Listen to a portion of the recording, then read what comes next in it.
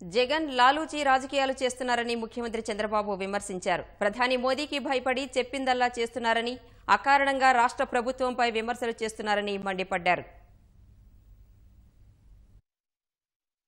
ఇంకో పక్క మన రాష్ట్రంలో జగన్మోహన్ రెడ్డి ఉన్నాడు.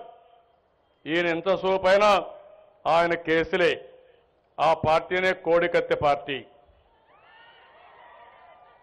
ఆ కోడికత్తెలో నా సమయం ఉంది, నా ప్రమేయం ఉందా తమ్ముళ్ళు? ఏమంటారమ్మా? కోడికత్తె దీంట్లో నా ఇది ఉందా? నేను ఎప్పుడన్నా హత్యా రాజకీయాలు చేసిన వ్యక్తినా అని మిమ్మల్ని అడుగుతున్నా. లేదు అంటే గట్టిగా చెప్పండి మీరు. ఎవరో ఆయన అభిమాని ఎయిర్పోర్ట్లో వస్తాడు, ఆయనకేదో కోడికత్తె గుచ్చితే ఈయనకి సానుభూతి వస్తుందని అతనే చెప్పి ఆ పని చేస్తాడు. అది చేసిన తర్వాత ప్రభుత్వం సీరియస్ తీసుకొని చాలా తొందరలో అన్ని ఎంక్వైరీలు చేశాం. కనీసం ప్రభుత్వానికి వచ్చి ఒక బాధ్యత కలిగిన వ్యక్తిగా, పౌరుడిగా పోలీస్ కంప్లైంట్ ఇవ్వాలి, అది కూడా ఇవ్వడు. ఇవ్వకుండా కోర్టుకు వేస్తే కోర్టు ద్వారా కూడా ఇమ్మంటే ఇవ్వడు.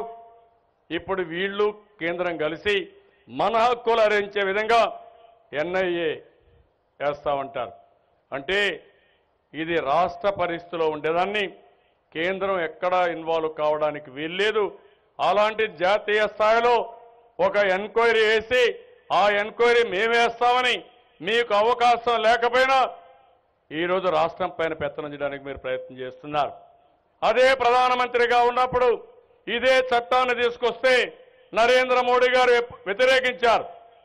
అదే గుజరాత్లో 2000 మందిని ఊతకోత కోస్తే సిబిఐ ఎంక్వైరీ అంటే వేయడానికి వీలు లేదంటే ఫైట్ చేశారు. అప్పుడు మీకోసం ఒక రూలు, ఇప్పుడు ఏమీ లేని దాన్ని మా మీద బురద జల్లడానికి మీరు ఎన్ఐఏ చేస్తారంటే దానికి ఏ విధంగా ఆమోదయోగ్యం మీరే ఆలోచించాల్సిన అవసరం ఉంది. లాలూచీ రాజకీయాలు జరుగుతున్నాయి. ఈ యొక్క జగన్మోహన్ రెడ్డి ఇప్పటికే మీరు చూస్తే ఒకటి కోడి కత్తి డ్రామా ఆడుతూ సిబిఐ కత్తి భుజం మీద మెడ మీద పెట్టాడు నరేంద్ర మోడీ. నువ్వు నేను చెప్తే చేసినట్టు చేయి, నీ మీద ఏముండదు.